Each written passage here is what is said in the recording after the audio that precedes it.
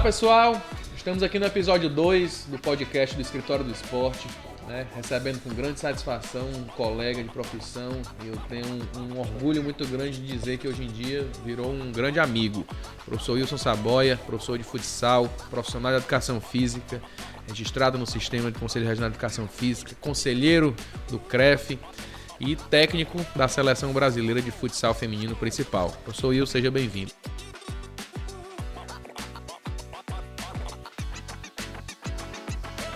Obrigado, Marcelo. Fico muito feliz em receber esse teu convite, principalmente da pessoa que você é, tanto como profissional, qualificadíssimo. E eu fico muito feliz em poder estar trocando experiências com você aqui. Vamos conversar muito sobre coisas positivas e alguns problemas, né? Alguns obstáculos que tem na nossa educação física. Tenho certeza absoluta que vai ser um papo bem legal e que estou à sua disposição do teu Escritório do Esporte, projeto maravilhoso. Estamos aí para poder bater esse papo bem tranquilo. Que bom, Wilson. Bom, pedir licença para lhe chamar de Wilson, né? Que é eu tenho a gente tem esse grau de intimidade, é como você também é conhecido dentro da área da educação física. Wilson, o que é que te levou a escolher, né, a educação física como profissão, né? O que é que realmente te encantou? Eu acho que a educação física, quem a gente conversa, é uma área apaixonante, né? A gente vai por uma paixão, por um coração, muitas vezes não tem um devido reconhecimento, mas é uma área que ela é, pelo menos assim, extremamente prazerosa de se trabalhar. Eu quero saber de ti o que é que fez tu enveredar nessa área da educação física. Beleza, Marcelo. Eu sempre fui atleta, né? Na escola, no Colégio Cearense, fui atleta do professor Gondim, saudoso professor Gondim. Fui atleta desde as categorias mirim, infantil, infanto. Nessa época tinha essa nomenclatura, né? E futebol? Futsal. E também joguei futebol com o professor Rômulo. E sempre fui atleta no colégio, depois fui para os clubes, fui para a ABB, depois fui para o Ideal, terminei minha carreira como esportista no Veterans. Sempre gostei do esporte, da competição, mas eu notava que eu não tinha tanta qualidade para jogar. Então, como eu não tinha tanta qualidade para jogar e que eu queria ficar perto do esporte, o curso de educação física que eu acreditava que seja interessante para que eu criasse novas metodologias de ensinar tanto crianças como adolescentes, como adultos, de vivenciar a prática do futsal para melhorar a qualidade técnica, tática, física, cognitiva. Então, o meu amor pela educação física vem do meu amor pelo esporte. Então, sempre gostei das aulas de educação física do Colégio Marista e, consequentemente, de ser atleta de futsal desde do ensino. Na época era ensino primeiro grau menor, primeiro grau maior. Científico. Hoje, logicamente, é ensino fundamental 1 e 2, né? Ensino médio. Então, sempre gostei de vivenciar a prática do esporte competitivo na questão escolar. Bacana. Você falou que estudou no Colégio Cearense, né? Eu tive a honra de ser seu aluno no Colégio Cearense, né? Então eu via você como técnico de futebol, técnico de futsal. Isso. Meu irmão jogou com você, né? Não tinha um físico muito pertinente, mas tinha uma certa habilidade também ali, chegou a jogar contigo. Vi a prova que eu sou um bom técnico, viu? Seu irmão jogou comigo, então eu sou um bom técnico. Verdade, viu? Faz milagre. Assim. Então, assim, lá no Colégio Cearense, né? Era uma escola católica, né? E ela trabalhava muito a questão dos valores humanos e tudo, e eu achava que eles tinham realmente uma preocupação com o esporte, diferente de outras escolas, né? E eu acho que até o contexto da época, pelo menos, eles favoreciam mais, você tinha mais campeonatos intercolegiais, mais taças, mais copas, né? Como é que tu viu esse avanço, né? Quando tu entrou realmente como professor de educação física, como tudo, já tinha essa realidade? Como é que tu enxerga agora comparando, enfim? Excelente. Eu entrei no curso de educação física da Unifor em 88, me formei em 92, mas eu me tornei profissional de educação física exatamente no dia 1º de agosto de 1990. Foi quando eu assinei minha carteira como professor do Colégio Cearense. Olha aí. Então, em 90, fez agora 34 anos de profissional de educação física, trabalhando com educação física e com esporte, principalmente naquela época, dentro da escola. Hoje trabalho em outros espaços, a gente vai conversar sobre isso. Mas, naquela época, existiam várias copas anuais, né? Copa Aldeota, né? Copa Batista, Copa Farias Brito. Então você tinha várias, Copa Capital, que eu fui professor. Movimentava o calendário, né? Muito. O calendário de competições, né? Você tinha ali 3, 4 Copas no primeiro semestre e 6, 7, 8 Copas no segundo semestre. Então movimentava muito a prática de esporte, né? A cultura, né? de esporte na nossa cidade. E isso foi que me cativou também para que eu pudesse futuramente colocar o meu currículo, né?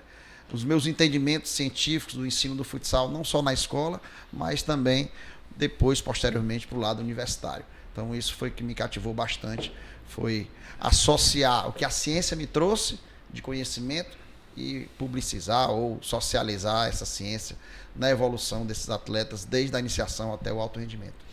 Bacana. Começar com um assuntozinho que eu acho interessante, né? Comparando assim um pouco gerações ou épocas, né? Você falou, né? Uma época que tinha um calendário super cheio de competições, né? Isso favorecia o profissional, né? Porque você conseguia ter mais possibilidade de ocupações aí e justificava, né, ele estar dentro da escola preparando equipes e tudo. E era benéfico, logicamente, para os atletas, né? Porque você tinha um grupo ali que você treinava, esse grupo era espelho para as outras pessoas, mas o esporte era visto realmente como uma coisa mais interessante, né? A nível competitivo, seja a nível escolar e tudo. E como é que tu vê essa hoje, né? A gente tem uma sociedade aí, a gente tem que ter uma infância, uma adolescência um pouco mais sedentária. Isso. Pouco mais não, bem mais sedentária. Né, mais ligada a telas, mais essa interatividade mais no meio digital e tudo. Como é que tu enxerga essa diferença de épocas, de períodos, né, que a gente está vivendo aí com relação a essa afinidade com o esporte? Eu vejo que o corpo perdeu para a tecnologia. Infelizmente, hoje em dia, né, esse mundo globalizado, que a gente tem tudo às mãos aí, lógico, tem um lado positivo. Sim. É você ter a informação e principalmente, Marcelo, tentar transformar essa informação em conhecimento. Isso é fundamental. Mas a gente não pode esquecer de forma nenhuma daquela criança de 7, 8 anos que precisa desenvolver algumas capacidades preponderantes para a evolução dela, não só para atleta, mas para o dia a dia, que é a questão da lateralidade, da noção tempo e espaço, né? Da agilidade, da força, da destreza, da coordenação motora ampla e fina. E isso é educação física, juntamente com o esporte, que vai proporcionar. Hoje em dia, eu sou professor de educação física, tanto de escola pública como de escola privada, que a gente observa que são alunos, crianças e adolescentes, que não estão preparadas, né, para poder desenvolver aspectos simples, básicos, como a corrida, né, como a marcha, né, que a gente chama, o saltar, o quadrupedar, né, a evolução, né, e eu acho muito importante que a educação física tem que se inserir dentro da escola com essa proposta de trazer esses elementos para fazer com que essa criança se torne uma criança ativa, né, ativa na questão da vivência da prática de esporte, não só da prática de esporte, mas da prática da brincadeira, da socialização, né, da evolução, de criar vínculos de amizade. O esporte traz muito isso. E, infelizmente, hoje a gente está com o espaço meio que reduzido, né, nesse aspecto aí de fazer com que essa criança possa conhecer o seu corpo, que é a questão da corporeidade, vivenciar isso na sua amplitude. Isso é o profissional de educação física que traz, mas nós temos que lutar, nós temos que tornar a nossa aula uma aula efetivamente de conhecimento teórico e prático, para que essa criança se sinta plena nas ações do dia a dia. Não é só para formar, professor, você está falando isso porque quer futuramente que se tornem atletas. Não, estou falando isso para combater a obesidade, combater o sedentarismo, combater a questão dos problemas cardiorrespiratórios que futuramente, numa vida adulta, essas crianças vão ter. Então é fundamental a prática esportiva dentro e fora da escola, orientada por um profissional de educação física competente, estando ao lado. Eu acho que é fundamental isso aí para a gente caminhar bem. A gente vê os estudos que estão saindo, né, aí e se atualizam ano a ano e vem mostrando cenários piores, né, nesse sentido de sedentarismo. Eu vi um recente que das 10 principais causas de morte, 7 são ligadas ao sedentarismo. Então 7 poderiam ser combatidas com atividade física, né, melhoradas, mitigadas com atividade física, com movimento, com saúde. E acho que a gente tem... Isso tem que ser desde a infância, sem dúvida, né? Criar essa paixão que, como você disse, né, foi o que fez entrar nessa área da educação física como profissional, né, como formador, como professor de educação física e ajudando aí crianças e adolescentes também nessa seara, né? E a gente tem o esporte como uma ferramenta, né? O esporte é um conteúdo próprio da educação física, né? Eu conversando até com o professor Cristiano lá de Quixadá, que também é uma pessoa que eu gosto muito. Um grande abraço, professor Cristiano, aí, se estiver assistindo. É a questão de a gente ter o esporte como conteúdo.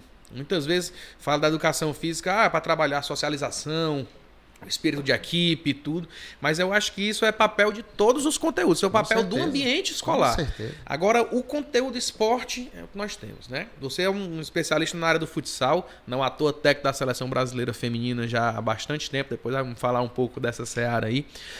Mas o que é que tu acha da vivência do futsal dentro da escola? Futsal é a modalidade mais praticada que nós temos no Brasil, no ambiente escolar, né? Tu acha que ele já tem o seu espaço definido dentro da escola? Ele poderia ter um espaço maior?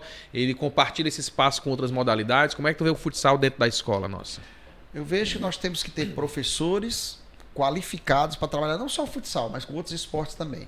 Porque muitas vezes dentro da escola a gente quer tornar aquele atleta um atleta competidor. E muitas vezes a gente não consegue por vários fatores, né? Por vários fatores.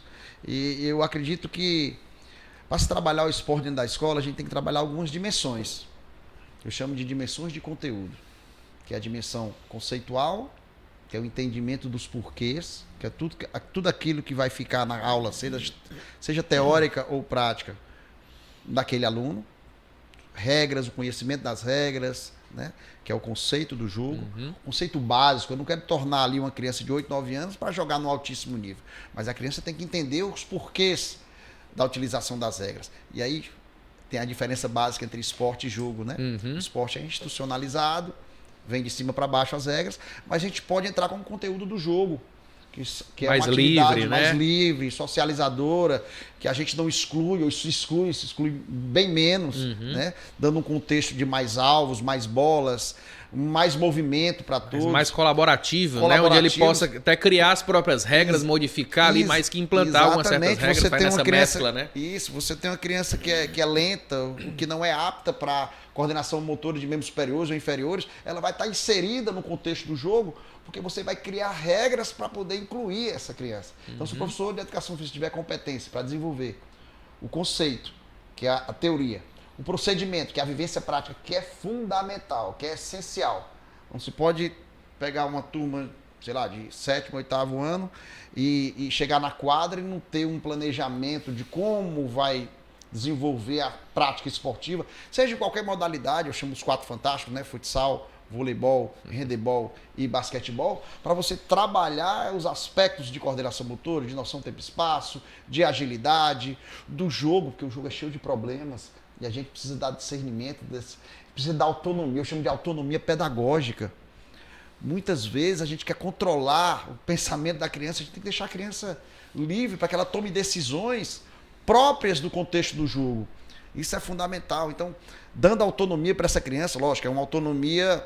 A gente não pode dizer que essa atividade tem autonomia, é deixar tudo na mão da criança. Não, tem uma orientação, tem um conteúdo. E a outra dimensão é a dimensão atitudinal, que o João Batista Freire falava, que é ensinar mais do que o esporte. É ensinar o respeito, a ética, a solidariedade, o altruísmo, é a construção de valores. É isso que o esporte vai trazer. Então, se o profissional de educação... E é isso que ele leva para a vida, né? É isso que ele leva para a vida. Mesmo se ele não se desenvolver como atleta, ele vai levar isso para a vida, né? É o legado que o esporte deixa. Marcelo, né? Porque o atleta de altíssimo rendimento, ele vai ter ali, sei lá, 12 anos de altíssimo rendimento, 14 anos, mas ele vai ser um futuro dentista, um futuro professor de educação física, um futuro médico, que ele vai levar tudo aquilo que ele arruma, né? Um cidadão mesmo de bem, que consiga trabalhar esses valores ético, ali com o esporte, com princípios. Dele. Então, Exato. O esporte é uma ferramenta maravilhosa. Se a gente tiver políticas de Estado, não de governo, né? Política de Estado que contemple profissionais éticos à frente, não sei se você está entendendo, Sim. Que dê essa mobilidade para o profissional de educação física trabalhar, abrindo as portas. Eu acredito que a gente vai ter menos doença, menos, logicamente, patologias que vão ser desenvolvidas aí na fase da adolescência, da fase adulta, da fase, né, da terceira idade. Eu acho que isso é fundamental. Isso são dados, né, que a gente precisa, né, batalhar, né, que cheguem aos gestores públicos e que os profissionais também galguem aí posições de destaque que possam fazer um diferencial no processo, né? Como você disse, Hoje em dia é uma questão de saúde, né? Como a gente começou a puxar esse assunto aqui, né? É uma questão de saúde, né? Trabalhar e dar a valorização que o esporte como conteúdo merece dentro do ambiente escolar é uma questão de saúde pública. Porque isso vai refletir nos postos de saúde, com mais pessoas procurando, né? Com índices glicêmicos altos, com colesterol alto, com falta de mobilidade, com falta de calcificação óssea, né? Então, assim, isso vai ter um impacto no ambiente de saúde. Tem estudos, principalmente fora, que diz, né, que a cada $1 investido em atividade física, você economiza 3 na saúde, né? Então, o que é isso para um gestor público? É ele enxergar que, poxa, eu vou ter uma certa economia e vou ter uma população mais saudável, com uma longevidade maior. Então, todo esse processo. Então, a nossa área é fundamental aí nessa seara. Tu falou uma questão de tomada de decisão, e aí eu já vou puxar um pouquinho esse gancho e esse bate-papo vai ser bem informal. Então a gente vai pro assunto, volta pro outro. Beleza, tranquilo. Mas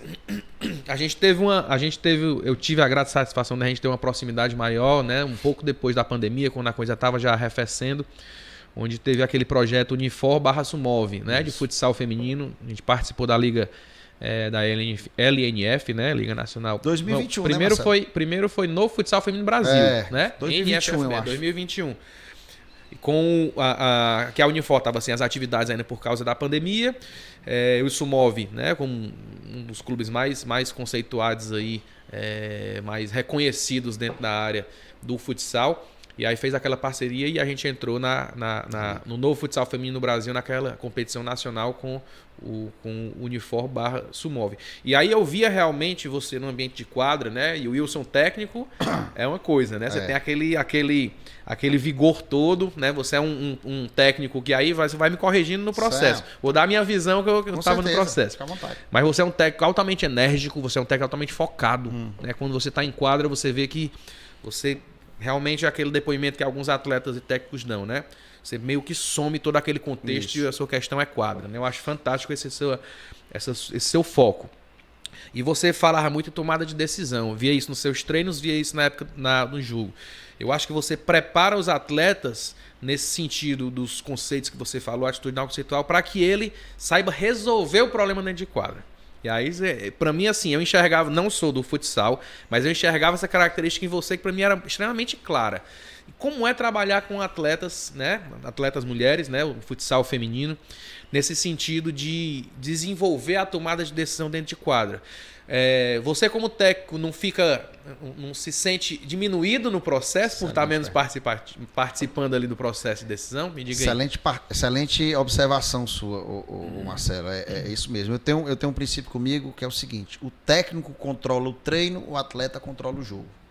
Lógico que isso não é um conceito absoluto, ele é relativo a alguns propósitos. Mas quando eu digo que eu controlo o treino, porque o treino eu vou mediar intensidade, volume, eu vou parar, eu vou redirecionar uma ação ofensiva ou defensiva. Eu estou controlando elas ali, naquele momento, para que elas possam... Porque elas são as protagonistas do jogo. Eu sou um ator coadjuvante na minha concepção. Então, se eu preparar o meu atleta ou a minha atleta para tomar decisões, eventualmente nos treinos, eu vou começar a desenvolver uma capacidade de cognição delas e vou projetar essa cognição para que ela tome decisões mais corretas no jogo. Se eu quiser tomar decisão por ela no treino, na hora do jogo, ela vai pisar na bola e vai olhar para mim. E aí, o que é que eu vou fazer? Eu não vou ter competência nem tempo para poder passar a informação correta. Não é um videogame que eu dou pause e digo, toca a bola na esquerda e corre para a direita. O jogo ele é rápido. Então, e aí eu digo que eu tenho que me agarrar em outras ciências, né? Então, a didática, a metodologia, que é o ato de processar, ou de desenvolver o conteúdo, a aprendizagem, é fundamental. Eu preciso desenvolver uma metodologia que eu chamo de metodologia situacional.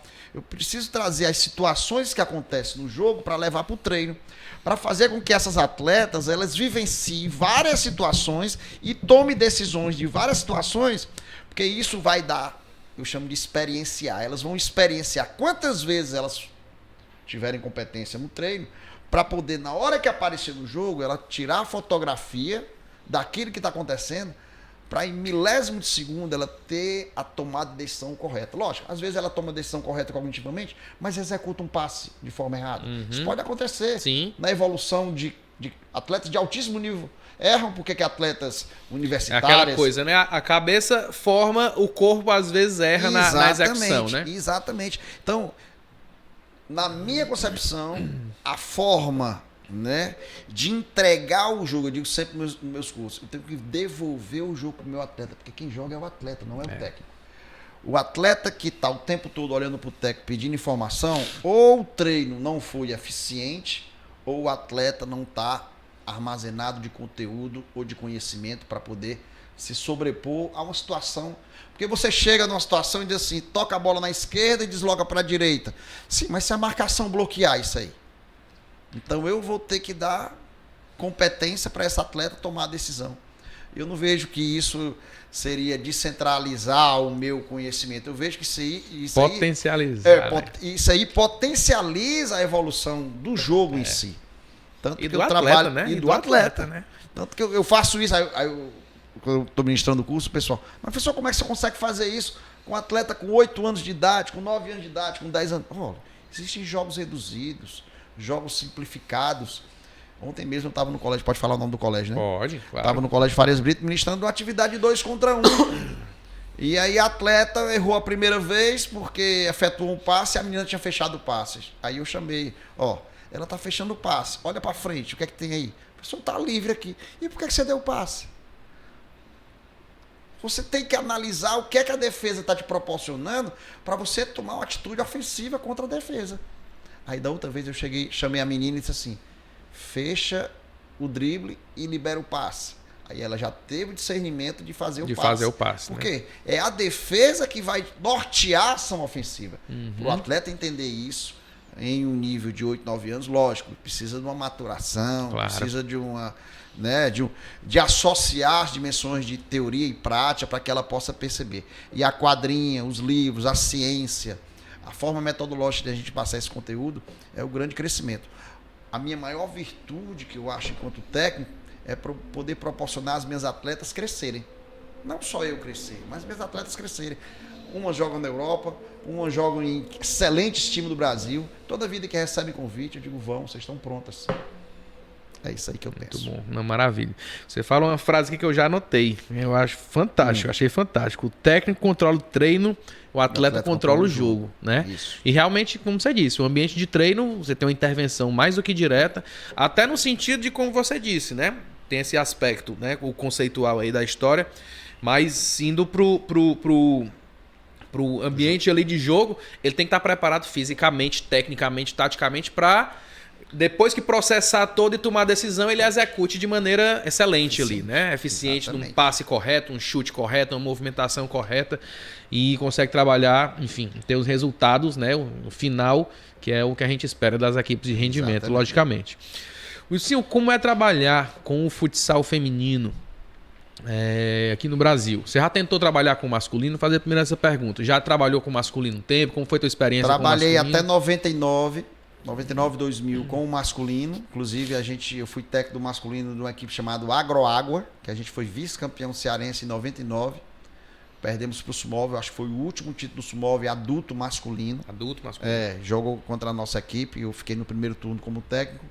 Mas logo depois, nosso amigo José Ricardo Negreiros, Barata, famosíssimo Barata, chamou para eu auxiliar ele numa seleção universitária. Porque naquela época, a seleção universitária, você sabe muito bem, você é da diretoria da universidade, da FUS, não é isso ainda? Isso, fui da diretoria todo o conselho fiscal, mas sempre tem um vínculo com o naquela época era seleção, então você poderia chamar atletas de todas as universidades do estado do Ceará.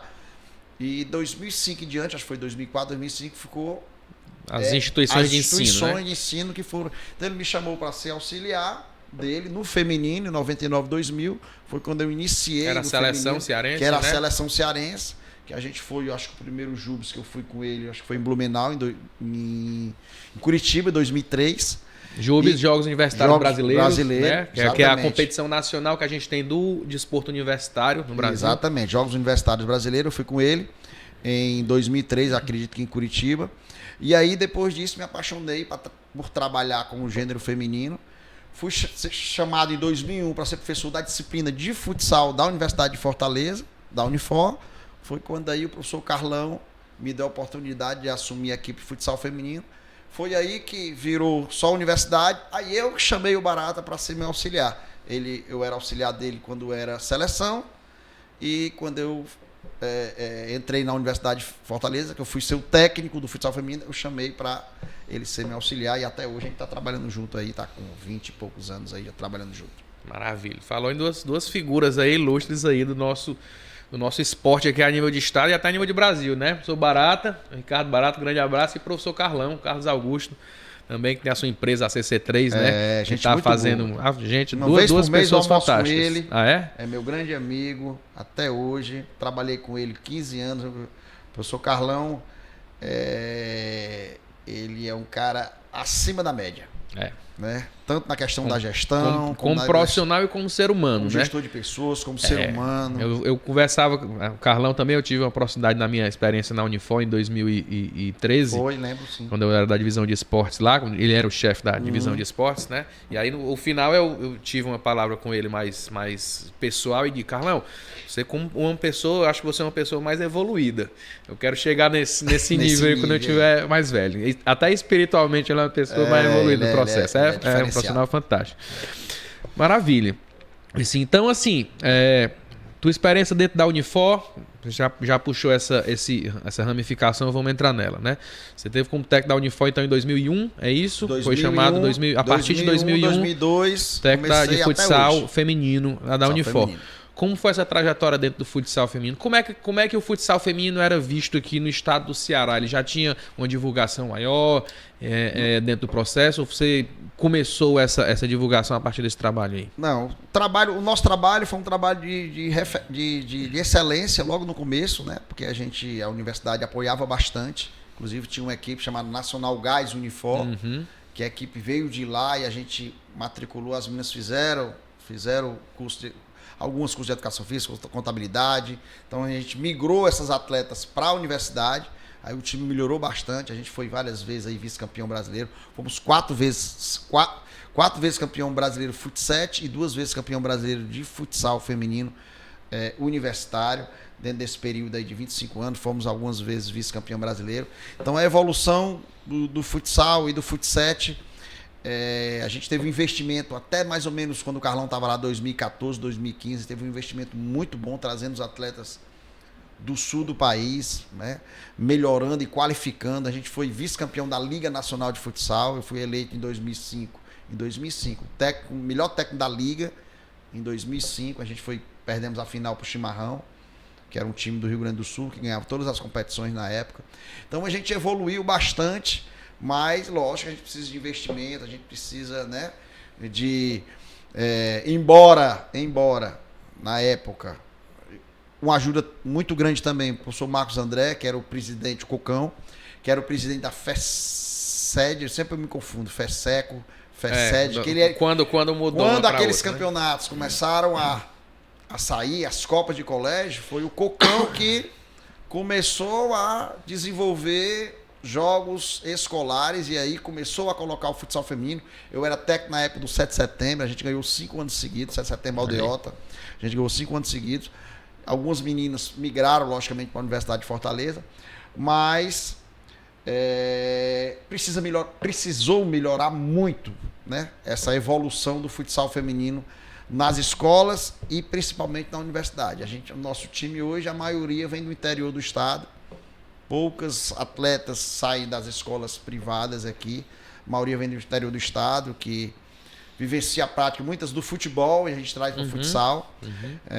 Estamos reconstruindo a nossa equipe. A nossa equipe, todo ano a gente perde 2, 3 atletas. O investimento, pra você ter uma ideia, deu uma queda bastante, mas a gente continua ainda. Perde para equipes de outras regiões, elas seguem como atletas aí, recebem propostas e tudo. Recebe, e tem que ir mesmo, porque a evolução dela, né? Muitas estão em São Paulo, em Santa Catarina, no Paraná, muitas estão na Europa, jogando na Espanha, na Itália, em Portugal, e isso é fundamental, porque eu acho que a função nossa é de apoiar e dar liberdade delas criarem outros vínculos, né? Crescerem na sua carreira, já que é uma carreira de 12, 13 anos, a gente precisa dar essa impulsão aí. Maravilha, sim. No desporto universitário, então, você teve a experiência, aí tu falaste aí do futsal/futebol. Queria a tua opinião. O que é mais fácil? Você pega um atleta de futebol desenvolvendo o futsal ou do futsal levar ele pro futebol? Do futsal para levar pro futebol. É dificílimo um atleta do futsal, seja masculino ou feminino, que jogue do futebol, que jogue futsal. Porque no futebol o espaço físico é maior, né? Normalmente você joga por setores, setor direito, setor central, setor esquerdo. Então quando o setor tá jogando aqui, não é que os outros estão parados, mas estão ali de espectadores. No futsal, não. É intenso o jogo todo, é dinâmico o jogo todo, devido à questão do espaço físico. Então, sua equipe está com posse de bola ou está sem a posse de bola, você tem que estar se movimentando o tempo todo para criar espaço ou para diminuir o espaço da outra equipe. Então, fica muito mais fácil você transformar um jogador de futsal para jogar futebol do que transformar um jogador de futebol para jogar futsal. Bacana. Falam em setorizado, né? A gente vê quando tem as reportagens dos centros de treinamento das equipes, né? A gente vê claramente isso, né? O campo ele é pintado, todo quadrilhado ali, né? Do setor exatamente para ter essa... E aí o Juan Pablo Greco, só para colocar um pouquinho aí inclusive está no nosso livro, que a gente vai já falar sobre ele. Ele fala que o jogador, taticamente, ele tem que ter competências individuais, setoriais e ampliado. E muitas vezes nós temos o pressuposto de ensinar o jogo por inteiro. A gente tem que ensinar o jogo fragmentado para a criança entender qual é a situação dela jogando eu contra você, depois a situação dela jogando 2 contra 2 ou 3 contra 2, para depois entender o jogo de 5 contra 5. Isso é o que a gente chama de sequência pedagógica, porque muitas vezes a gente quer dar um salto maior do que a perna e tenta tirar uma criança de um jogo individualizado para um jogo contextualizado de 5 contra 5, e a gente não sabe que essa criança, na fase de amadurecimento, ela precisa de escadas, né? De degraus ali, avançando as etapas. Exatamente, até ela ter o discernimento de completude em relação ao jogo como um todo. E aquela aí, coisa fundamental, né? Do simples para o mais complexo. Né? O complexo é a situação de jogo real. Né? Então você começar ali com as etapas ali do processo favorece esse desenvolvimento. Né? Então, com certeza. É mais fácil levar um atleta do futsal para o ambiente do futebol do que trazê-lo. Com certeza. Tu falaste da velocidade do futsal, né? Eu sou um apaixonado por todos os esportes, todos. Né? É que eu digo até, eu sou apaixonado por todos os esportes. Futebol eu só gosto, o restante eu sou apaixonado. Né? E o futsal eu vi que ele teve um avanço, assim, para mim, fora de sério na velocidade do jogo. Com certeza. Né? A velocidade do jogo, estão assistindo jogos de futsal feminino, a velocidade do jogo de futsal feminino tá absurda, né? Absurda. A do masculino, então, do jogo, nem se fala, né? No masculino já também perdeu as contas lá. Mas do feminino da tua área, eu vejo assim, a velocidade de movimentação das atletas, de abertura de espaço, de preenchimento de espaço ali, como você disse, né? O setor é a quadra toda. Então, eu acho que saber aproveitar esse espaço da quadra é um bom elemento. E em 2021, quando a gente estava nessa proposta de Informa Sumov, a gente estava falando aqui antes de começar a entrevista, né? Esse nosso bate-papo, que você era um cara que foi enxergado ali como não é pioneiro a palavra, vou já a palavra. Um cara que estava implementando uma metodologia, né? Um inovador, perfeito. Porque você estava implementando a metodologia do goleiro linha, né? Que muitas vezes, até no masculino, ela só é implementada numa situação, né, de prejuízo no placar ali, né? Principalmente nos 2-3 minutos finais, para tentar ali reverter o placar. E você era um cara que implementava desde o começo do jogo. Né? Deixando a torcida. Assim que o árbitro apitava ali, você colocava goleiro linha e todo mundo ficava, né? Eu acho que até a equipe adversária de o que é que eu vou fazer agora? Não me preparei para isso, né? Como foi essa tua ideia, esse teu protagonismo para essa situação de jogo? Aí fui eu mesmo que eu verifiquei alguns aspectos. Foi no primeiro jogo que a gente fez, eu não sei se você foi, que foi ali em Aracaju, foi contra aquele time de Sergipe, que a gente ganhou de 5-2, que eu não usei goleiro linha, mas que a gente pegou uma equipe que eram 12 equipes, a gente era o 11º orçamento. A equipe que um orçamento menor era essa equipe que a gente jogou lá. E eu senti muita dificuldade de ficar com a bola. Tá? Então, poxa, eu tenho que pensar em alguma coisa, porque senão eu vou passar eu vou passar 40 minutos na quadra, ou ali ao lado da quadra, ali, vendo outro time bombardeando a minha equipe. Porque eram 10 equipes que tinham mais poder financeiro do que a minha. Eram 10 equipes que tinham mais estrutura de treinamento do que a nossa. Que a minha não, do que a nossa. Então eu vou ter que pensar, eu tenho que dar algum modelo, eu tenho que descobrir alguma coisa. E eu, nos meus estudos, eu viabilizei a possibilidade de jogar o tempo todo no 5, eu chamo de 5 contra 4. Hoje é o goleiro linha, mas o goleiro linha, como você falou, ele acontecia 90% das vezes quando a equipe estava perdendo. Sim. Tá? Então eu não queria esperar a minha equipe estar perdendo. Porque eu queria, logicamente, oportunizar uma surpresa para o adversário. Embora muitas equipes já viram que eu comecei a fazer isso, mas eu fazia de várias formas. Se marcasse de uma forma, eu fazia de outra.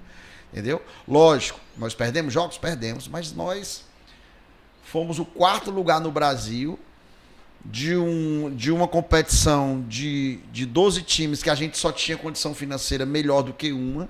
Jogamos de igual para igual contra equipes de altíssimo nível. Lógico, devo muito às atletas, a absorção treinamos bastante com a bola e sem a bola. Era uma loucura, porque eu tinha 3 goleiras linhas, então tirava uma, colocava outra, botava camisa, mas eu chamava de caos e ordem, né? Eu queria transformar aquela ação num caos no adversário e o meu time ficar tranquilo, em ordem, entendeu? Mas tinha momentos também que o meu time entrava em caos. Porque quando perdia a bola, o goleiro não sabia se ia sair, qual o momento que ia sair. Lógico que isso era treinado, a gente só fazia porque era muito bem treinado.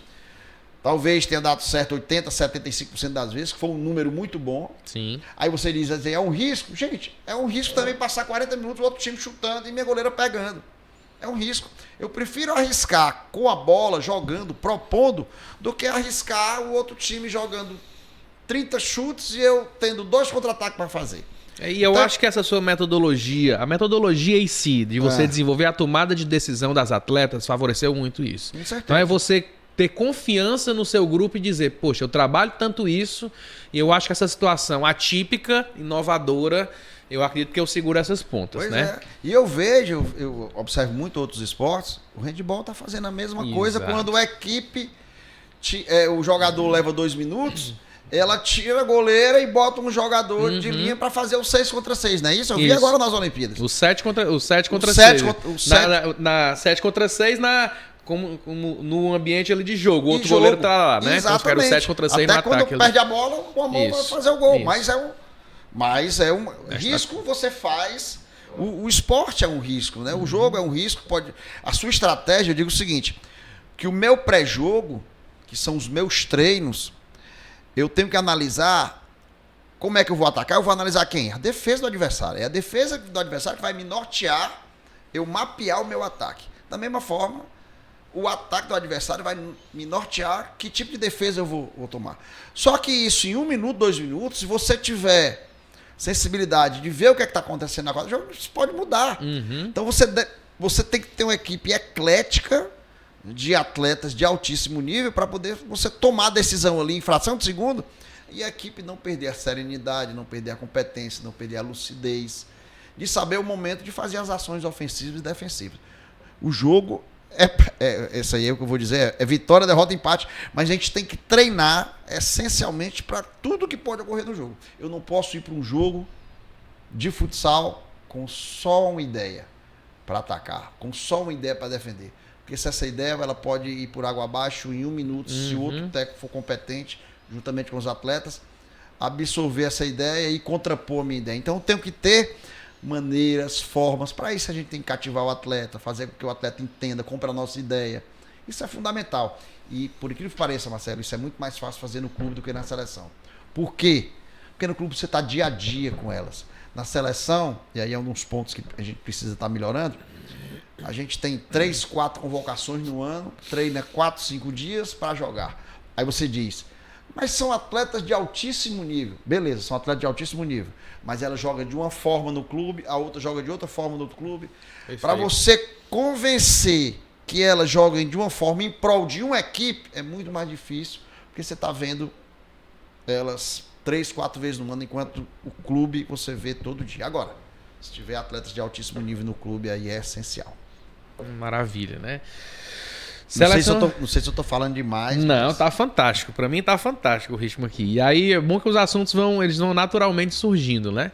Você já tava puxando a questão da seleção brasileira, né? Você é o atual técnico da seleção brasileira de futsal feminino, principal, né? Assim como o Ariel, nosso entrevistador aqui, certo, né? Você é um exemplo de que muitas vezes não existe uma valorização aqui dentro de casa, né? Eu vejo seu reconhecimento em outros estados do Brasil, em outros países, e a gente aqui, né, dentro do estado do Ceará, muitas vezes não dá o devido reconhecimento. Você que traz tanto orgulho para o nosso estado e para o nosso país à frente da seleção brasileira já há muito tempo. Obrigado. Como é que está o seu prognóstico na seleção? Como é que está o seu histórico na seleção aí de resultados? Só para o pessoal aí que não acompanha, né? E aí já a cobrança para começar a acompanhar mais aí e valorizar o trabalho das pratas da casa. Como é que é o seu histórico aí na seleção brasileira? Eu costumo dizer, eu fui dar uma palestra agora na Magnus Academy, que é uma equipe, né, tem masculina, mas é essencial. Aliás, tem feminina, mas é essencialmente masculina. Né? As referências do futsal aqui. Tinha 260 pessoas na palestra, tanto na palestra teórica como na aula prática. E eu fiquei maravilhado com a receptividade dessas pessoas que talvez 10% me conhecesse, 15%. Eu acredito que eu sou muito mais valorizado, eu não sei por que isso acontece, e talvez até saiba, sou muito mais valorizado fora do meu estado e fora do meu país do que propriamente aqui. Infelizmente. Eu não estou querendo dizer que eu não sou valorizado aqui. Eu sou valorizado na Universidade de Fortaleza, no Conselho Regional de Educação Física, os meus amigos conhecem o meu trabalho.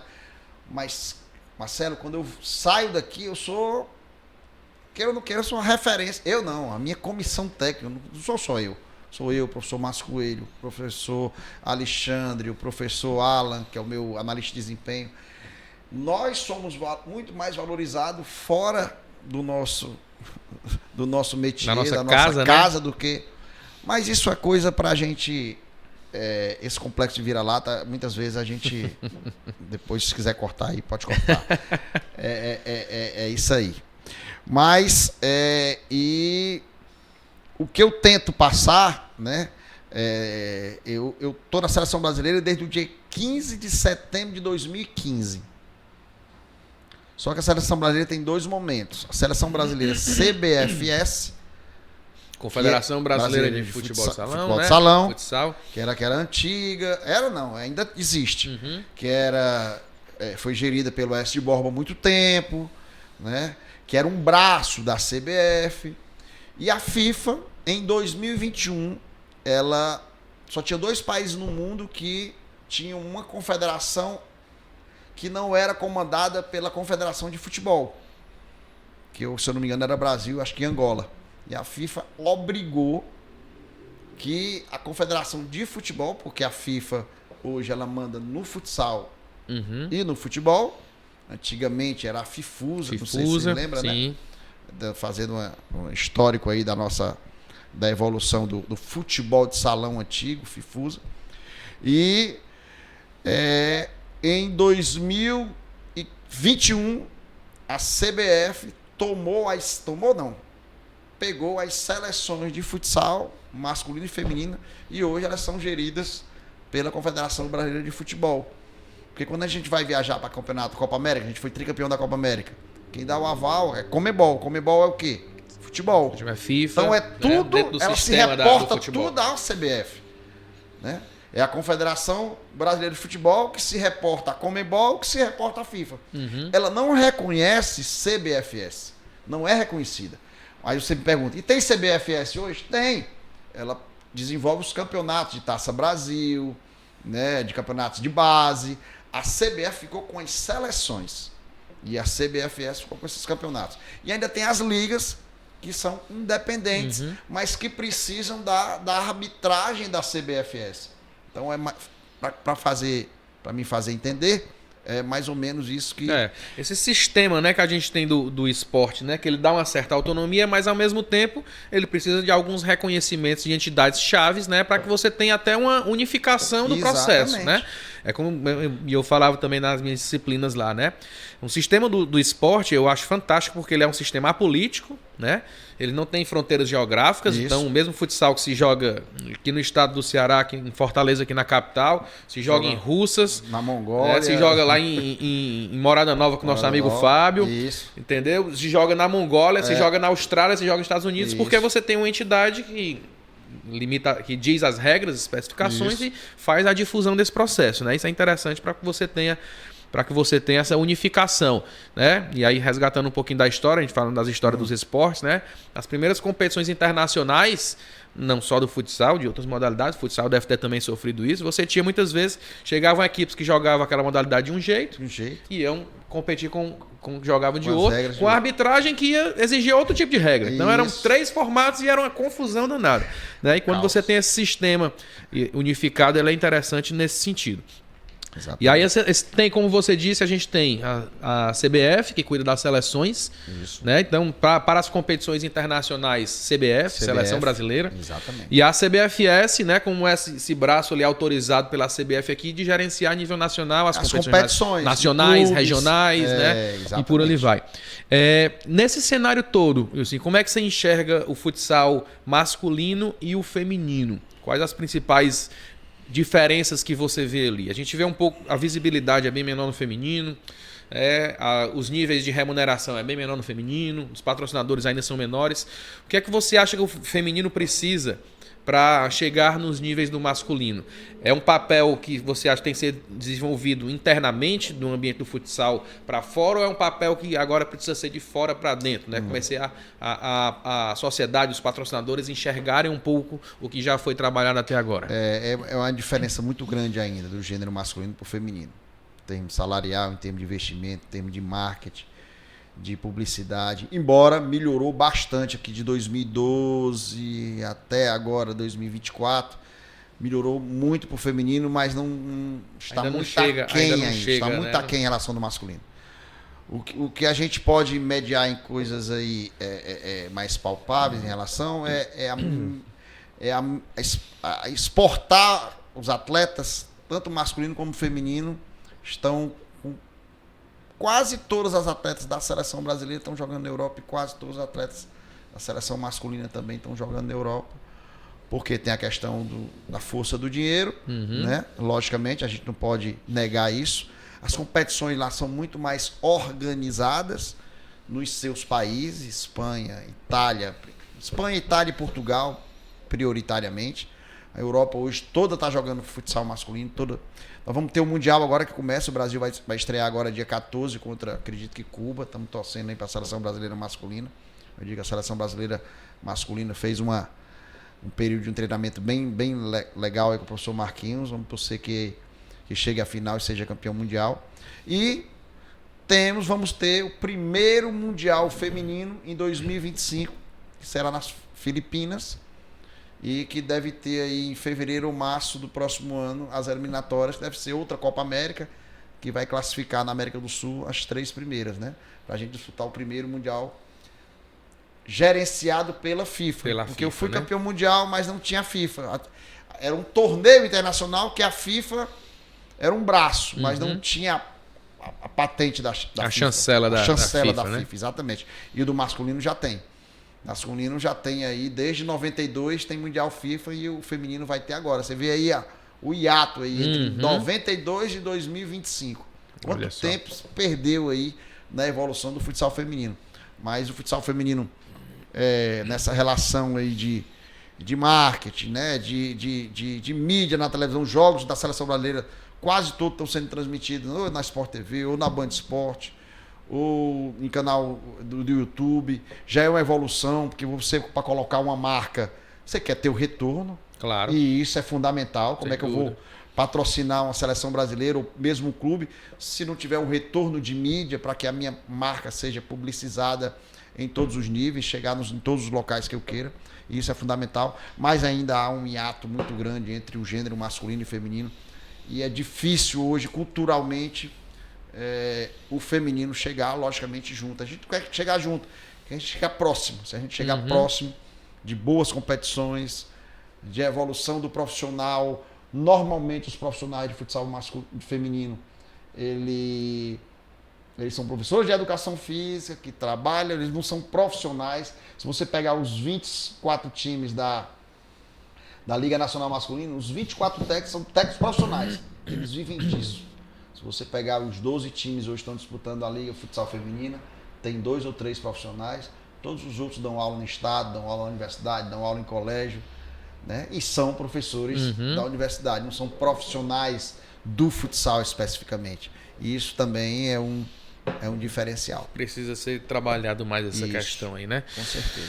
Sim, para quem não é da área, né? Falando aí, é importante a gente também colocar esses números ali dentro do processo, né?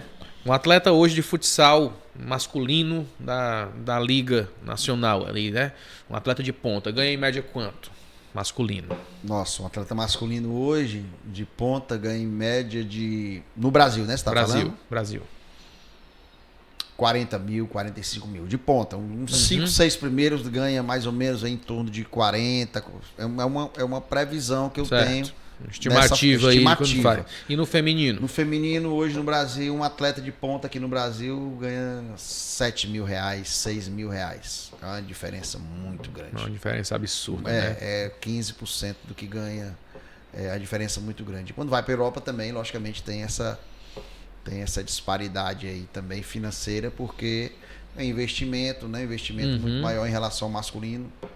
As quadras, embora o feminino hoje, a mídia do feminino está sendo muito boa também. Então, o Sport TV está transmitindo, a Band Sport está transmitindo e está tendo público. A seleção brasileira agora a gente jogou o torneio internacional, jogamos 4 jogos, todos os 4 jogos lotados no ginásio. Eu vi, assisti. Todos os 4 jogos lotados no ginásio e na transmissão também um ponto muito bom de audiência, né? Com certeza. Eu assisti os últimos jogos, bem bacana. Sim, falando dos últimos jogos, né? Me diz teus resultados da seleção. Eu sei que você é um cara que gosta de números, gosta de datas, pelo que eu tô vendo aí. E tudo. Eu gosto. Como é que tá o seu desempenho diante da seleção brasileira aí? Eu até pedi o Alan. O Alan é meu analista de desempenho, sabe? Ele é analista de desempenho da seleção. Até porque a gente precisa ter uma comissão técnica muito competente. Porque dificilmente é humanamente possível você conseguir observar todas as atletas. Então o professor Coelho, que é o meu auxiliar e é técnico da Sub-20, competentíssimo, multicampeão, a gente pede a ele para filtrar, né, ou editar momentos de atletas, tanto estão jogando na Europa como aqui no Brasil, momentos positivos e momentos que precisam ser melhorados, para atacando e defendendo, para ele mapear esses atletas para a gente, para na hora que a gente for convocar, a gente errar o mínimo possível. Porque eu digo sempre que a atleta, para estar na seleção brasileira, ela precisa estar atualmente com os pressupostos fundamentais para o rendimento, que é o nível técnico lá em cima, o entendimento tático do modelo de jogo da seleção brasileira, o cognitivo lá em cima, a questão física e a questão comportamental, que a gente não pode deixar de lado. Claro. Às vezes você convoca um atleta que não se insere no grupo e isso pode contaminar ali o restante, né? e aí o trabalho todo vai. Então hoje eu pedi a ele, né, e ele passou para mim que a gente está com 52 jogos, com 48 vitórias, 2 empates e 1 derrota. Esse é o nosso handicap aí na seleção brasileira. E quero que fique com muitas vitórias aí até eu me despedir um pouco da seleção e cuidar dos meus cabelos. Gente, 51 jogos, 48 vitórias, 2 empates e 1 derrota. Isso num período de quantos anos? Período de 15. Novembro de 2015, que foi o Mundial 2015. Na Guatemala, que até hoje eu assisto a final e a semifinal e eu me emociono. Que ganhamos da Espanha de 4-0 na semifinal e ganhamos da Rússia de 3-0 na final. Desde esse período até agora são 51 jogos. E 1 derrota. 1 derrota contra a Espanha. A Espanha que depois revidou, como você disse aí. Nós já jogamos contra a Espanha posteriormente e jogamos 4 vezes e ganhamos as 4. Ainda bem. Não, pronto, Se tivesse ganho, eu acho que eu tava demitido já. Acho que na quinta vitória elimina essa derrota aí do Scout. Eu quero pegar a Espanha e Portugal agora, se Deus quiser, no final de Mundial. Coisa boa. Coisa boa. E Consegui ano chegar que lá. vem, ano que vem, com certeza. Vamos- Nas Filipinas, vamos- é isso? nas Filipinas. Wilson, cara, você é um cara extremamente estudioso, né? Um cara que citou aqui 2 autores aqui na nossa fala, aqui nesse nosso bate-papo. O desenvolvimento aí de autores aí de futsal, tem muita gente estudando a respeito da modalidade. Como é que tá esse cenário aí de autores de modalidade? Tem, não só do futsal, mas eu pego muitos autores que trabalham com a evolução do esporte em si, geral, entendeu? né? Tipo o livro Escola da Bola, que eu acho maravilhoso. João Batista Freire, que eu tiro alguns conceitos. Juan Pablo Greco, Antônio Carlos Gomes, o Wilson Saboia. É isso, né, já que- entrar nessa seara aí. Que esse livro aqui, na realidade, ele foi um projeto da Secretaria de Esporte na época do governo anterior. Não tinha Ministério do Esporte. Então, a Secretaria de Esporte Dentro do Ministério da Cidadania, se eu não me engano. isso. Secretário Especial do Esporte dentro do Isso. Ministério, né? Provocou o IFCE, e o IFCE, o nome do projeto é Academia e Futebol. Mas o IFCE teve a percepção que o futebol precisaria ter um braço do futsal, porque o futsal é escolar e muitos atletas de futsal masculino e feminino vão para o futebol. Uhum. Então teve um curso e aí eles me chamaram, eram 10 profissionais no Brasil, e eles me chamaram para fazer esse curso. Eu dei o curso virtual, né, para o Brasil todo, mais de 12, 13 mil pessoas fizeram o meu curso.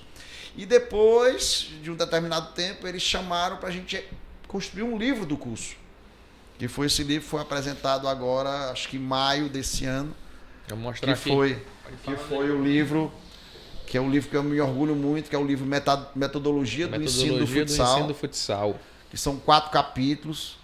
E, logicamente, eu peguei coisas da minha dissertação de mestrado, da minha tese de doutorado, juntamente com minhas percepções do que eu entendo da formação de uma grande equipe. Então, eu falo aí de técnica, de dimensão conceitual, procedimental, atitudinal, falo de sistema tático ofensivo, falo de sistema tático defensivo, falo de tomar a decisão no último capítulo. E passam aí uma referência aí da questão do que eu falei aqui, que o técnico controla o treino e o jogador controla o jogo. Então é mais ou menos o que eu penso. Eu gostei desse livro porque o que está aí exposto é aquilo que eu entendo do ensino do futsal. Por isso que eu botei Metodologia do Ensino do Futsal. Então eu acho que esse livro é fundamental. E ele está vendável nas Não, esse cara, livrarias? como é um projeto do governo e é um curso, quem faz o curso ganha um livro gratuito. Entendi. Aí eu tenho 3, 4 edições, que logicamente está na Universidade de Fortaleza, para os alunos pesquisarem, mas eu tenho ele em PDF, vou socializar para você esse livro em PDF. Maravilha. Tô vendo outros profissionais aqui que organizaram também, né? Professor Emanuel, professor Isso, Kleber. Kleber. Eu conheço os dois aqui, grandes são amigos. do Um IFCE. abraço, professor Kleber, um abraço, professor Emanuel. Exatamente, foi eles que me convidaram. E a Lívia, aqui do Que era campus de chefe. Quixadá, Isso. também. Aqui os colaboradores também aqui do livro aqui. Excelente, assim. Metodologia do ensino do futsal. De bola. Então, você como um produtor também de conhecimento aí da área, como você disse, né? É uma referência, né? Falta um pouco desse reconhecimento legado, aqui da né, Marcelo? casa. Porque ministrar curso é importante, impactar pessoas dentro e fora do esporte. Eu estou gostando muito dessa palavra hoje, impactar pessoas. Uhum. Eu disse até no último, a gente ganhou o título agora contra o Paraguai, na final do torneio internacional, e quando eu juntei na fala final, eu fui escolhido, né, o melhor técnico de seleções do mundo em 2023, e eu disse, lógico, é um ganho pessoal, mas eu prefiro estar impactando pessoas pro lado do bem do que ganhar um troféu ou ganhar um título desse. Eu prefiro que as pessoas me vejam e percebam que eu sou uma pessoa do bem, que quero o bem para o esporte, que não quero usufruir do esporte, quero servir ao esporte, mas deixando meu legado, deixando alguma coisa para quando eu for para a minha praia tomar minha cervejinha, tem alguém que, poxa, o professor Wilson, entendeu? Deixar alguma coisa, porque seria desonesto da minha parte a experiência que eu tenho de 34 anos e eu não deixar nada para as as futuras gerações que vem aí. de atletas e principalmente de profissionais de educação física. Então eu mergulhei muito nessa questão aí para deixar um pouquinho de... Eu já estou terminando um pouquinho da minha história. Calma, que ano que vem tem Mundial. Não depois tu quiser, tu declina esse gráfico. Vamos segurar esse gráfico aí até o Mundial do ano que vem. Com certeza. Mas aí, tu falaste da questão do legado, né? E a questão do impacto, né? Não sei dizer, uma palavra que você está usando muito pessoas. Agora. Isso, cientificamente até, isso conceitualmente também falando, é uma palavra que está se utilizando bastante. Tudo. Eu sou da área de projetos, certo, né? Sou da área de gestão. E quando a gente fala de projetos, hoje a gente está utilizando muito a questão do impacto. No sentido de ser uma etapa pós-resultado. Você tem os resultados dos projetos. Poxa, um projeto aqui, a gente está conversando aqui nesse podcast e tal. Digamos que esse seja um projeto depois que você coloca no papel. Eu quero fazer 10 episódios do ano de 2024. Quero chamar profissionais de 3 áreas distintas, né? Da educação física escolar, da saúde, do rendimento, tal. Você desenha esse projeto. Então, os resultados no final eu vou avaliar se eu fiz os meus episódios previstos, os 10 episódios previstos do ano, tal. Isso é um resultado. Então, desenho o resultado, consigo mensurar o resultado. O que seria o impacto, né? Poxa, quantas pessoas assistiram algum desses episódios e pegaram alguma coisa ali para desenvolver, foram atrás do livro do Wilson, foram assistir os jogos da seleção brasileira. Isso é o grande ganho. Falaram, então, isso é um impacto, né? É assim, o que é que pode se tirar? Porque esses 10 episódios que a gente fizer, as pessoas que assistirem podem entrar por um ouvido e sair pelo outro, o cara tá assistindo fazendo outra coisa, não tá entendendo isso, mas se você tem um impacto ali, né? Se você conseguir impactar e mudar a vida de uma pessoa ali dentro do processo, já tá ganho, né? Tá pago aquele dano, isso. Né? Então, o impacto os projetos hoje em dia, eles precisam também enveredar por essa área. A gente tem que sair dos resultados específicos e gerais que está previsto no projeto e ver o que de fato aquilo vai ter uma mudança na sociedade, no público que a gente está tentando atingir, né? Cara, o grande ganho hoje, porque números são importantes para a gente socializar, mas mais importante é você encontrar pessoas que foram impactadas por uma reflexão que você fez, por uma atitude que você fez, por ser uma pessoa do bem. Eu gosto muito de dizer isso. As pessoas que trabalham com esporte têm que ser pessoas do bem, têm que ser pessoas éticas. Porque o esporte a gente já não ganha tão bem, a gente já não é reconhecido, principalmente na nossa cidade. A gente sai de casa todo dia 6h30, 7 horas da manhã para servir a sociedade usando a nossa profissão de educação física. E não conseguir impactar pessoas, eu acho isso essencial. Eu digo sempre, eu prefiro ser reconhecido como uma boa pessoa do que um excelente técnico. Um bom gestor de pessoas, um bom socializador de amizades. Agregador de pessoas que eu gosto e que gostem de mim, mas eu também, pessoas que eu não gosto, que eu sei que não são pessoas boas, eu me afasto. Eu tô fora. Eu prefiro pegar o meu boné com essa minha cabecinha careca e vou para outro espaço. Vou professar em outros locais. Eu prefiro muito mais do que estar professando para uma pessoa que não vou impactar e nem quero impactar. Isso, perfeito. E assim, eu posso lhe dizer, né, porque eu estou na sua frente não, né, mas sem dúvida você já impactou muita gente dentro do processo. Obrigado. Né? Eu digo diretamente, né, lá na escola, você foi meu professor brevemente lá, né, eu tive como quem me impactou para entrar nessa área o professor Roberto Negão, do handball, meu né? Amigo, meu colega. O professor Roberto Negão que nos deixou recentemente, né, dizer assim, nos últimos anos, realmente. E era uma pessoa que agregava bastante. Tinha esse sentimento, coração, né? Muito amigo e isso. tudo. Um cara do bem, um cara bem legal. E eu tenho dúvida que você, ele na área do handball, né? Trabalhei muito tempo com ele no Liceu do Ceará. Trabalhamos uns 12 anos juntos. Até hoje a gente tem um grupo de atletas master que a gente ainda treina no Liceu. Nossa. Mas esse caminho que o Negão deixou aberto pra gente, todas as terças e quintas, Você a gente prova tá à que ele noite lá impactou treinando. pessoas, a semente dele que ele colocou lá. Vários tornaram profissionais de educação física, mas sempre o lado do esporte, Exato. o lado bem do esporte, que isso é fundamental, né? Exato. E você, sem dúvida, impactou muitas pessoas nessa sua trajetória aí dentro do futsal e ainda vai impactar, que como diz, esse gráfico ainda está na ascendente aí. Só conversa para descer depois que você trouxer esse nosso título mundial da FIFA 2025 nas Filipinas, que eu tenho certeza que vai ser transmitido. Vai, né? E a gente já clama aí para que todo mundo assista. Você do fortalezense, do estado do Ceará, do Brasil todo aí. Vamos valorizar, né, os profissionais da área, as pessoas que estão aqui próximas da gente, que têm tanto conhecimento, tanto estudo e devolvem à sociedade, como eu sempre falo, no sentido de impactar pessoas e mudar as vidas. Então, não só trazer resultados, né, dentro do esporte, e a gente fala muito de esporte, de atleta de rendimento nessas épocas olímpicas e tudo, né?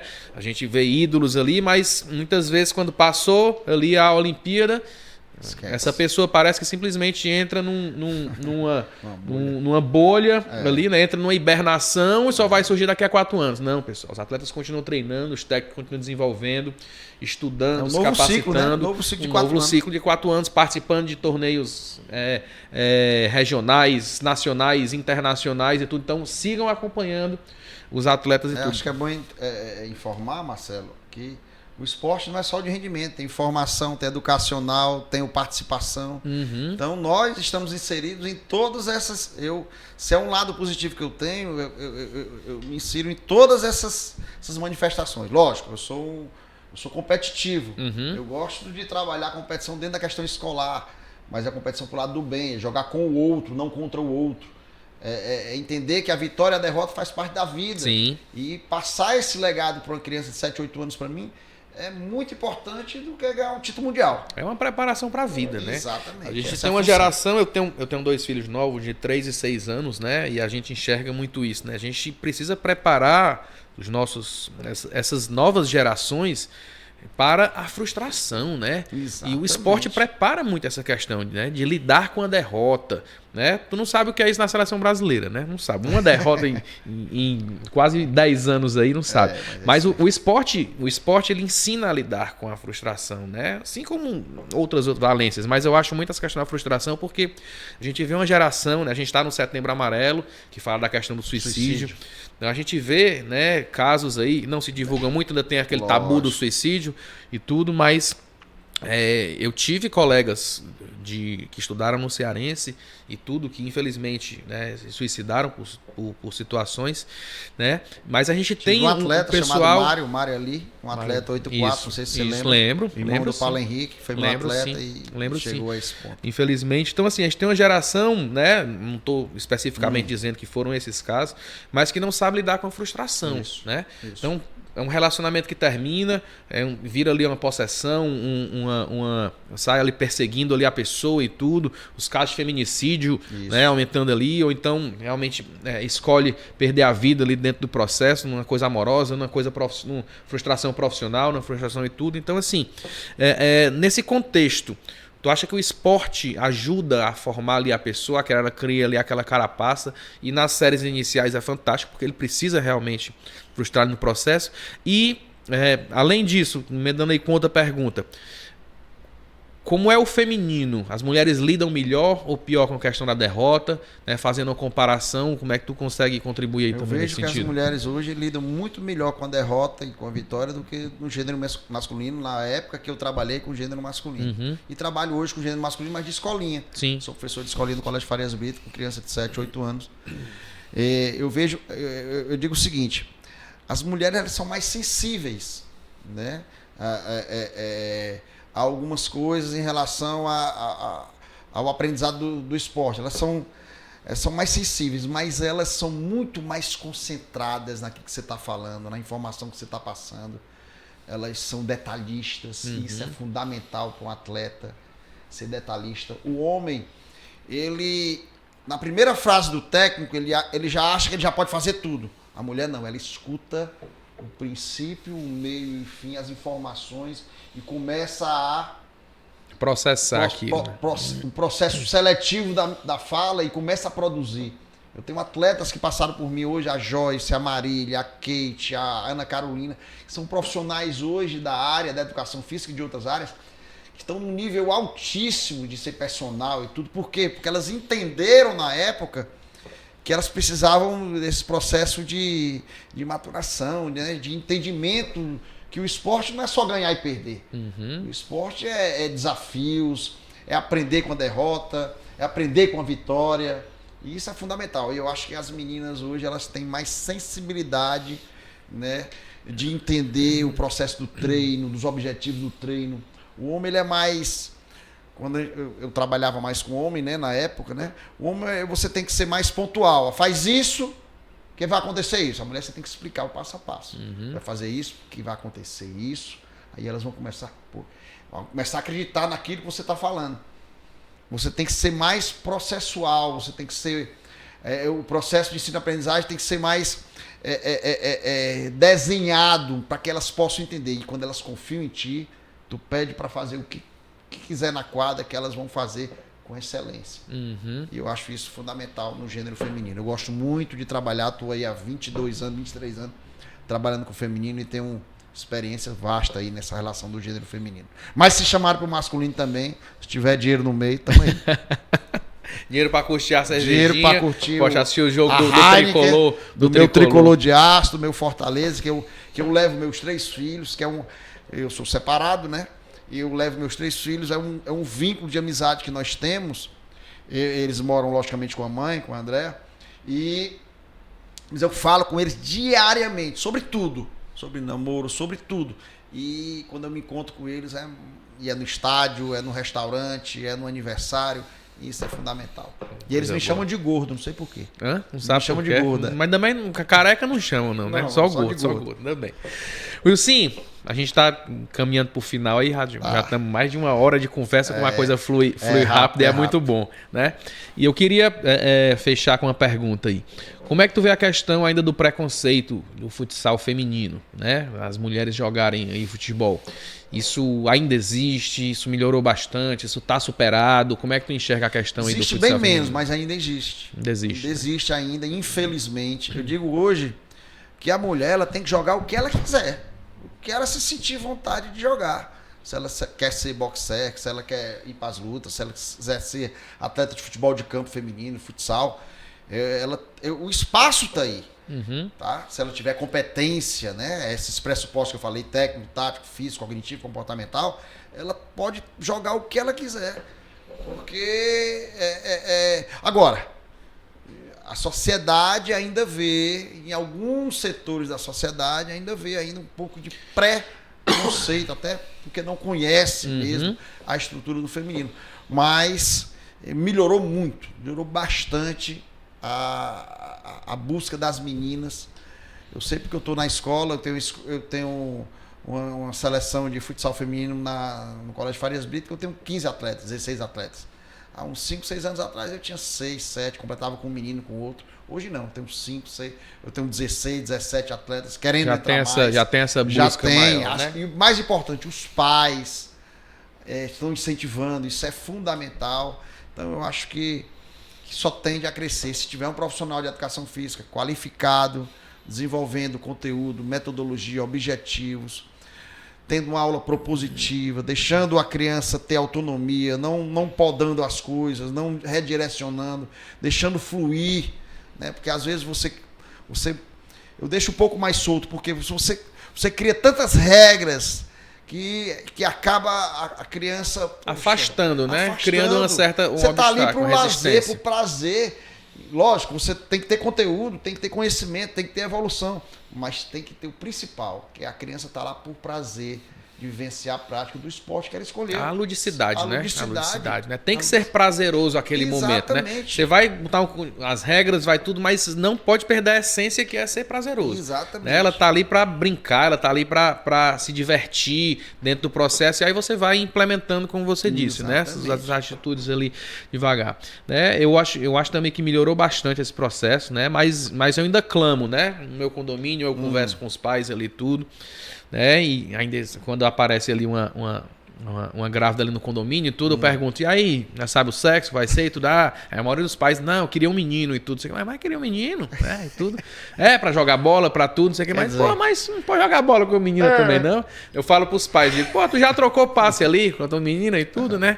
Eu tenho 2 filhos homens, ele deve olhar pra mim e dizer, não, tu tá falando isso porque tem 2 filhos homens e tudo. Mas assim, eu acho que no sentido do esporte como um fator de desenvolvimento, né, infantil, tudo, a gente não pode podar o leque do trabalho com a bola para o feminino, né? Para o desenvolvimento motor, para o desenvolvimento intelectual, para o desenvolvimento cognitivo, nas valências que você falou. Eu acho, Marcela, pela leitura que eu estou tendo aí, pela questão da ciência, eu acho que o menino e a menina até 11, 12 anos podem jogar juntos no futsal. Não sei como é no handball, No voleibol acredito que sim, porque tem uma rede no meio. Mas a criança, a menina, eu acho que ela evolui, a questão hormonal amadurece mais rápido. Então ela com 12 anos, a criança o menino com 12 anos vai estar com maturação de, sei lá, de 10, de 11. Então dá para assistir. Agora quando chega a 14, 15 anos, não, porque tem a força, tem o chute, né, tem a velocidade, aí não. Mas até 11, 12 anos, eu vejo competições aí nas academias de futebol society da nossa cidade, nas escolas, eu potencializo isso aí. Os meninos jogaram com as meninas até 11, 12 anos, porque agrega e dá um sentido mais importante de inclusão dentro do esporte em relação até 11, 12 anos. Eu não sei se você concorda com a minha fala. Concordo sim, nesse sentido fisiológico. Né, de maturação, que você tem que resguardar ali a questão, até para preservar, né, as atletas que têm menos força e tudo, mas até os 11, 12 anos são compatíveis ali. Eles conseguem dividir o mesmo espaço em modalidade de contato, como você falou. Né, o handball e tudo é perfeito. Isso precisa ser implementado cada vez mais cedo, né? Porque quando você desenvolve cada vez mais cedo, você vai ter... As crianças podem, né, desenvolver os aspectos delas de força e tudo mais. Você e não só na educação, e não só no esporte, mas na educação física também. Porque às vezes, né, tem um pressuposto. Meninos de um lado e meninas do outro. Meninos futebol, meninas carimba. Eu acho que a gente tem que começar a ter conteúdos mais articulados entre os dois gêneros, até para se socializarem com mais qualidade, né? Excelente. Wilson, uma pergunta aqui, e aí já emendando aí as considerações finais aí. Quem foi tua referência na área para você desenvolver na sua carreira, seja no âmbito na educação física, no futsal, na vida, enfim, me diga aí quem foi sua principal ou as principais referências que você teve. Sempre tem a família, né? Meu pai e minha mãe é professora da UES, né? Minha mãe é professora do curso de enfermagem e hoje é professora do curso de doutorado da UES, né? De mestrado, né? Minha mãe me incentivou bastante para que eu seguisse a carreira da docência, né? Que a gente chama da docência. Meu pai, do jeito dele, ele sempre, embora ele não tenha gostado que eu passei em agronomia, educação física e contábeis, escolhi a educação física. Ele passou ali 15 dias sem falar comigo, mas depois disse, papai, não se preocupe não, que vai dar certo aqui o negócio. Deixa eu só pegar no tranco aqui que vai dar certo. Mas da forma dele, né? A minha família, logicamente, meu pai e minha mãe, né? Minhas irmãs e tudo. E a questão de profissionais que eu sempre, por exemplo, Dionísio, o Barata, que eram profissionais do futebol de salão antigo, nosso amigo Marcos André, Bocão foi uma referência positiva juntamente com o Dionísio. Hoje o meu auxiliar, o Márcio, é um cara parceiro mesmo de trocar ideias, né? De ele entender a forma que eu penso, eu entender a forma que ele pensa, eu acho que é interessante, né? Eu acho que várias pessoas assim que conseguiram contribuir. O professor Carlos Augusto, o professor Carlão me deu muitas oportunidades na Universidade de Fortaleza, foi ele que me deu um pontapé inicial aí para eu assumir o feminino, né? Juntamente com o Barata. Então são pessoas que tocam aí na vida da gente, né? Eu tô com 54 anos, que tocam na vida da gente, que a gente tem a certeza que se a gente estiver ao lado dessas pessoas, a gente vai crescer.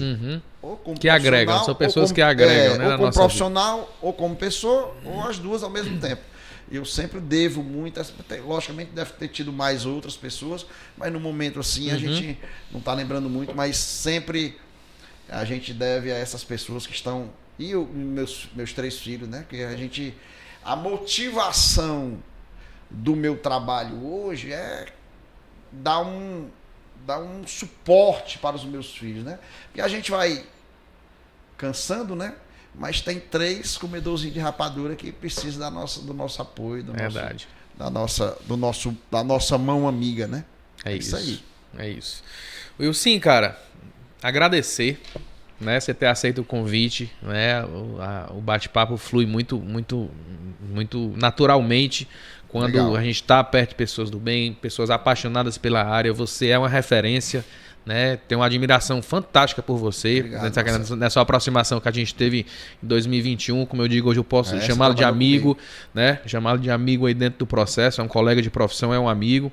Agradecer o convite aqui, né? O papo com você. Você é um cara agregador, você é um cara que as pessoas gostam de estar perto de você, né? É um cara que gosta... Alguns, né? Tem uns que não gostam, não. Alguns... Eu até quero que não gostem. Tem alguns que não gostam, a gente faz questão que não gosta. Que não gosta, né? Faz bem tá longe, faz bem tá longe e que fique lá no canto. Né? Mas você é um cara, e assim, é um cara altamente sociável, né? É um cara que gosta de estar tomando uma cervejinha, conversando, contando as histórias, né? Porque eu acho que também isso faz parte do legado, né? Essa parte social onde a gente cria amigos, cria vínculos que vão além do ambiente da educação física, dos esportes, e a gente leva para a vida. Então, muito obrigado por ter vindo, o papo foi fantástico. Tem uma lembrancinha aqui do Escritório do Esporte que eu queria deixar para você. Um caderninho aí de anotações aí para você fazer os seus rabiscos. Obrigado. Aí, anotar tudo. Vou levar pro Mundial, se e Deus fazer pronto, a escalação do Mundial, tu faz o rabiscozinho aí e tudo para lançar no pessoal. Eu vou levar, eu vou escrever aqui, vai dar certo. E cara, desejar tudo de bom. Já vou ficar desde já na torcida e ansioso para esse Mundial do ano que vem. Mas a gente tem competições ainda até lá e com a seleção, como é que tá a gente vai previsão? ter uma convocação agora final de novembro, começo de dezembro. Tô vendo se a gente vai convocar só atletas do Brasil ou só atletas ou meio a meio. Porque depende muito de calendário também, muito de calendário, né? Se os clubes vão liberar, porque se não for data FIFA, eles não são obrigados a liberar. Sempre a gente tem uma convocação. E em fevereiro ou março vai ser a grande competição, porque a gente só vai para o Mundial se a gente classificar. Certo. Que é a eliminatória, né? Que é Copa América. Que era a Copa América, que são 10 clubes, que eu sou tricampeão. Ganhamos ano 2023 na Argentina. Não sabemos onde é que vai ser no próximo ano. Talvez seja em Assunção, no Paraguai, porque a Conmebol é ali. E a gente tem que estar entre os 3 primeiros para ir para as Filipinas, que é o Mundial. Que esse Mundial de 2025 serão 16 seleções. Já classificou, acho que Nova Zelândia, da Oceania. Aí vão classificar 4 da África. Já tem algumas classificadas, Europa, então, né? 4 da Europa, 3 da América do Sul. E aí o time da casa, que é a Filipinas, e aí vão dar 16. Deve ser 4 chaves de 4, classificando e indo para o mata-mata. A intenção nossa é chegar nesse Mundial tentando ser campeão. Com certeza. Seremos, com certeza seremos e vamos depois postar e comemorar esse título aí no Mundial bastante. Beber, morar e comemorar. Eu vou comemorar um mês direto. Não sei se eu vou aguentar. Wilson, obrigado, meu irmão. Obrigado. Foi muito bom, foi fantástico, viu? Precisar de mim, estamos aqui. Maravilha. Pessoal, a gente encerra aí mais um episódio do podcast Escritório do Esporte, agradecendo todo mundo e em breve teremos mais novidades. Um abraço.